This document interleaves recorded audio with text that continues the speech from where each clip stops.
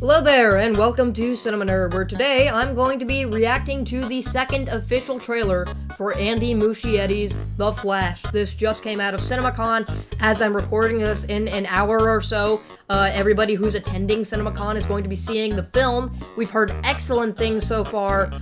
James Gunn has been hyping this up so much, despite all the production troubles with all the different delays and scripts and directors and everything in the past year that's been going on with this individual right here. It looks like we're in for a pretty dang good movie. I am in between videos right now, so I thought I would just put out this low-key, lightly edited quick one. So yeah, let's get into it.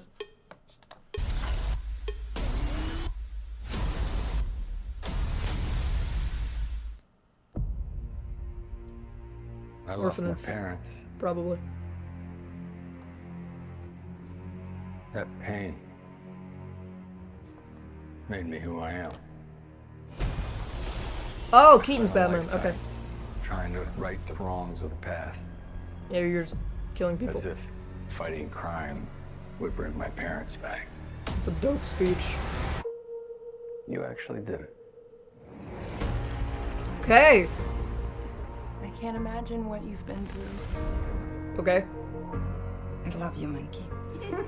You lost both parents in one day. It's okay. She called you a freaking monkey. I went back in time to save my parents. So yeah, of course, it's Flashpoint. I completely broke the universe. Uh-oh. Alright, back to Man of Steel. Change the past. This world must die. Zod. You changed the future. Do you know what the symbol stands for? Superman. Means hope, right? Oh. Yeah, that too. I will help you fight Zod. You want to get nuts? No. Let's get nuts. He said it! That's a dope shot. Batwing. I Okay. have to undo what I did. Yeah, you do. These scars we have make us who we are. True. We're meant to go back and fix them. Don't let your tragedy define you. Wise words.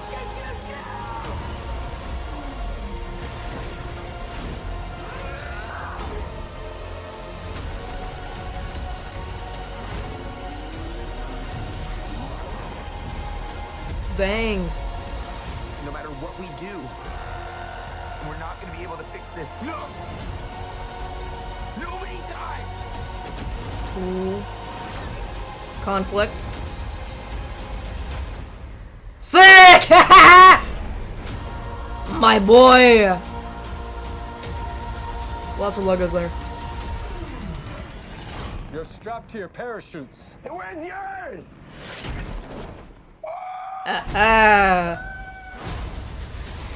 Classic.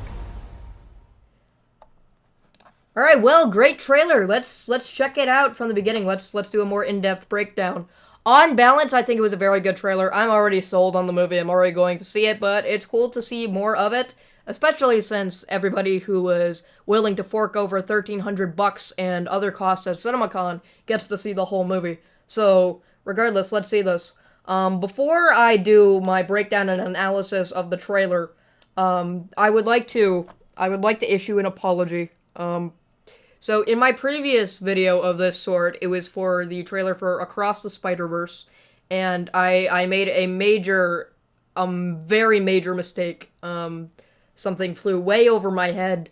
Miguel O'Hara, played by Oscar Isaac, of course, Spider-Man 2099, he mentions an incident between a nerd with Doctor Strange on Earth 1999-99. Now, I was aware that terminology is used to refer to the mainline Marvel Cinematic Universe, and I knew the pieces were there for me to make that connection that was a No Way Home reference, and then for some reason, I just didn't say anything about it. I was just like, huh, and I focused on some unnecessary detail.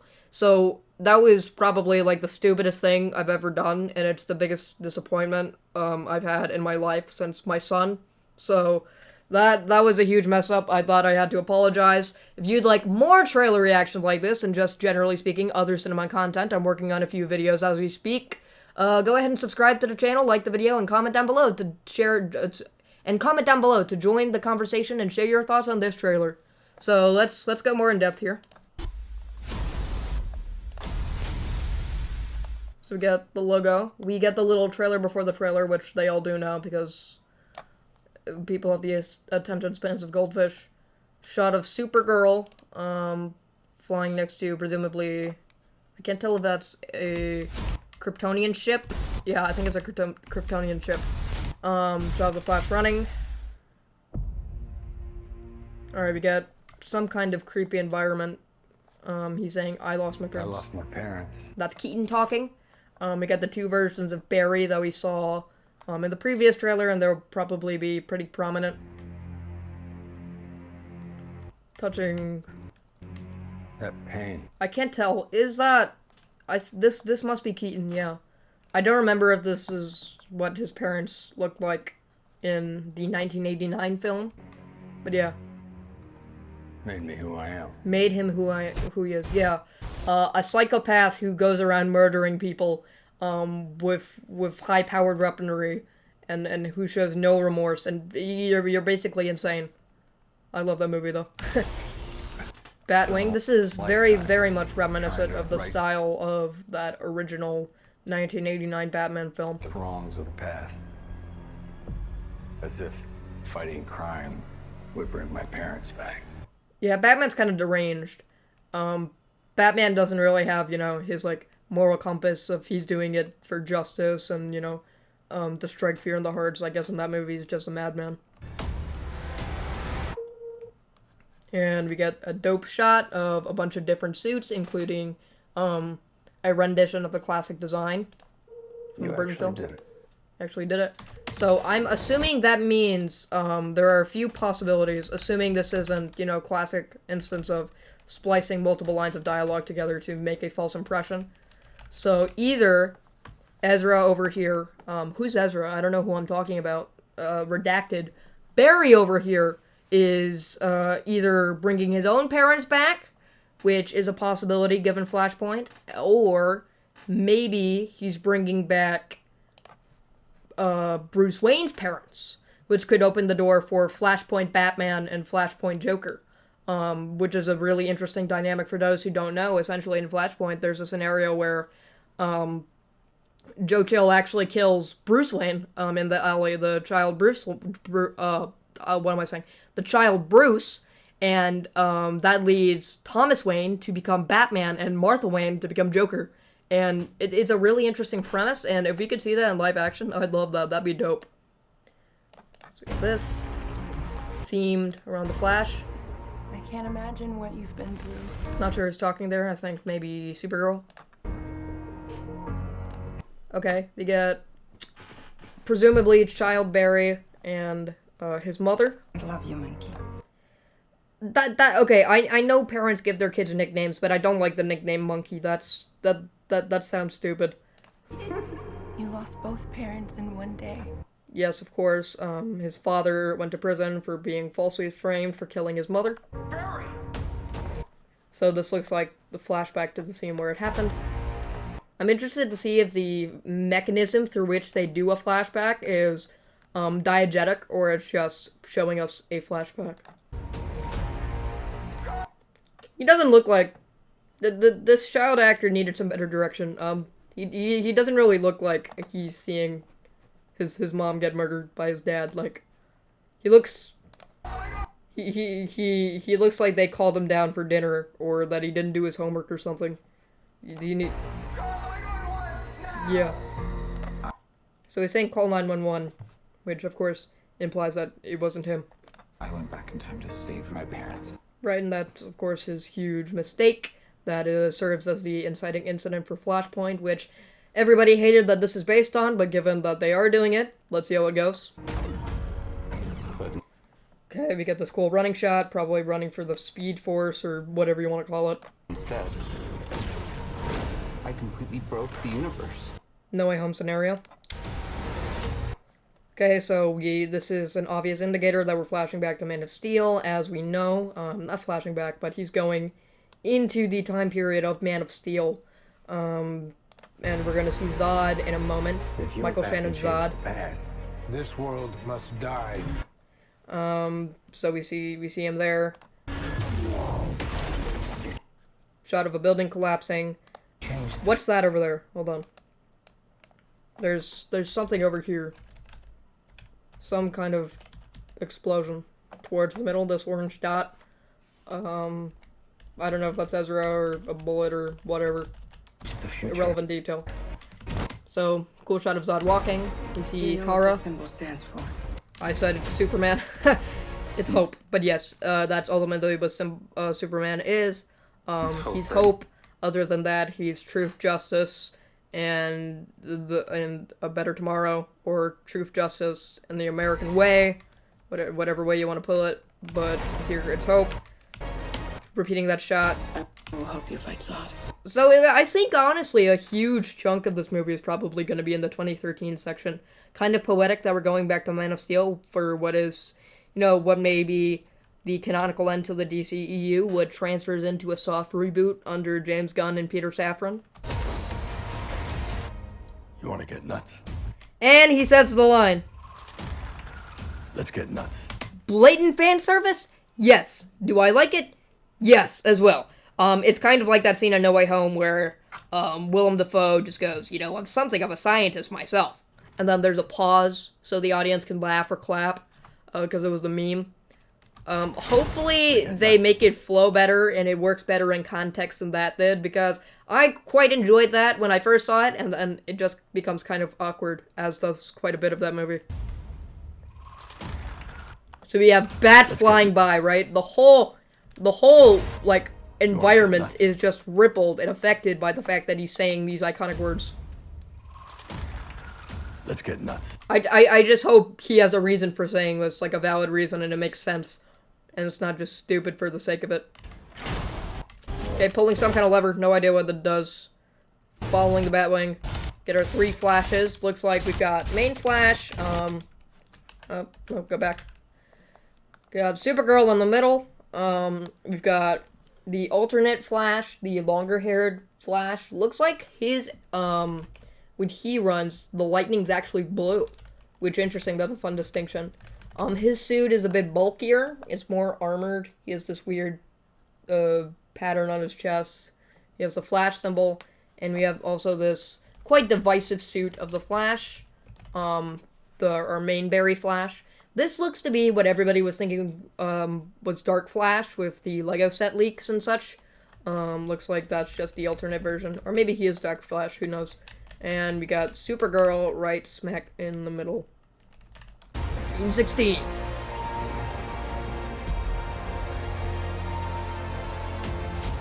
Right, so a few shots there. Nothing really relevant. I think it's just showing this is some fortress of some sort. I don't think it's the Batcave. Showed them all flying. Memories of Ezra and his parents. Ezra! No. Who's Ezra? Who's Ezra? Who's that? I have no idea who that is. Barry and his parents. I have to undo what I did. Yes. No, duh. These scars we have. So, probably some sort of climactic moment where he comes to see his mother in some, huge emotional turning point. That's who we are. Yeah, wise words. This is probably from the opening 20 or so moments of the movie. But then again, it kind of just tells Barry what he should know going forward, and he does it anyway. So it might be at the end. Then we get this dope-looking blue and gray suit for Batfleck riding on a bat bike or bat pod or whatever you would like to call this vehicle, this motorcycle. And it looks dope. I mean, that looks sick. That's a cool shot. Then we got this shot of Supergirl carrying... I cannot tell who that is. If anybody is able to identify who this is right here, because I'm clueless. I feel like the jawline makes it look like Henry Cavill, but I highly doubt that. And I don't think they would have Henry Cavill just there. Is it Barry? Okay, I think it's just Barry. Then we have, okay, this shot. Clearly something's happening to him. I don't know what's going on. The CGI is not great, let's be honest, but I think it's something we might just have to look over, and it's unfortunate that the conditions of the pandemic and the overworking of VFX artists has made it so it's difficult to have properly rendered and well refined visual effects, but it's something we might just have to deal with. Hopefully it's not too intrusive, and hopefully the conditions in Hollywood improve. Same thing with the suit design. I don't think it was because of overworking. Suit design is I don't fully like the suit, in my opinion. I think most people share that sentiment, but I think we might just have to deal with it. And ultimately, the storytelling and the filmmaking is what matters more than costume design or visual effects. Those are auxiliary components of a film. Probably yelling at Barry. Or at least that's the implication. Big explosion of Zod ships. Yinks. Okay. Okay. I think she's probably gonna kill Zod here. Like Kal-El did. Okay. This is also a cool shot. Either kill or capture Zod, but I think because Henry ended up killing Zod, she will as well. Okay. Shooting at, I believe this is Keaton. Yes, this is Keaton. And we go back to Batfleck. Same scene from earlier, some action sequence. This is a cool shot. I love this shot. You see him running up the wall, and we change perspective to align with him so that he's running, and he's upright, and he's running, his feet are at the bottom of the frame. And the environment around him, this looks dope. This looks really dope. I presume he's running while everything else is in slow motion, one of those kinds of scenes. Okay, big explosion with some random schmuck. Batfleck. That's also a cool shot. I feel like the action's gonna be pretty great in this film. No matter what we do, No matter what we do. Spotty CGI again. But, we're not going to be able to fix this. No! Nobody dies! Okay, so looks like that's a cool conflict between lead characters, or lead character, because they're the same person. But anyway, looks like this is probably also towards the climax of the film, very emotionally charged, and maybe it leads into the soft reboot, because probably there are going to be severe ramifications and consequences. I doubt everything goes back to normal by the end of the movie. I highly, highly doubt it. It did not in Flashpoint. It definitely did not go back to normal in Flashpoint. It rebooted the entirety of DC Comics. So, hopefully we get something similar, because I think it would be nice to have a canonical reason for why everything is different. Alright. Cool, the heck is that? Is that Zod? Is that Zod? I think that's Zod. Yeah. Alright. Okay. Fighting Keaton. Again, a dope action scene. Honestly, probably the whole movie takes place during Man of Steel. Or like almost the entirety of the movie, which is cool. So he has this cool shot. He pulls out the wingspan, the cape, and he starts gliding. Awesome, awesome, awesome. And the Batwing just goes down like that. So we have multiple logos here. We have the sort of classic Keaton logo. Then we have the Batfleck logo. Then we have, for a second it looks like the Batman v Superman logo because it's Batfleck merging into Superman. But then we have the Supergirl logo. And then we have the Flash logo. Very cool. Very cool. Then we have this scene. This is just another fun scene. They're going in for some mission. Where's yours? Where we're going, we won't need roads. Type deal. So, dope shot. And my favorite touch here, right? Obviously, we're meant to be focusing on Keaton's Batman going down. He's diving. Oh, come on! That's classic right there. That's perfect. Yeah, I don't recall who's scoring the film, but I know they're, as with the first trailer, they're absolutely going to be incorporating some of the music, some of the motifs from the Keaton films, which makes me very excited, because not because I'm excited for the nostalgia that comes with the Keaton movies, but because I'll be nostalgic for Lego Batman. So, take that as you will. Worlds Collide, June 16th, only in theaters. Alright, so last year we had Evelyn Wang in the Multiverse of Madness. This year we're gonna have The Flash as our comic book multiversal film. Sorry, did I say Evelyn Wang? Sorry, that was a reference to the good multiverse movie of last year. And then the year before that we had No Way Home. Multiverse is just dominating all major blockbusters at this point. Then we have that. So, on balance, very, very nice trailer. I thoroughly enjoyed it, and I'm very much looking forward to this movie and seeing how people react to this movie. I will be doing CinemaCon coverage on this channel, just wait for that. It will be a more highly edited video than this kind of impromptu thing. If you enjoyed the video, please make sure to smash the like button, share with your family and friends, subscribe to the channel, and comment down below to join the conversation. I'll see you all next time.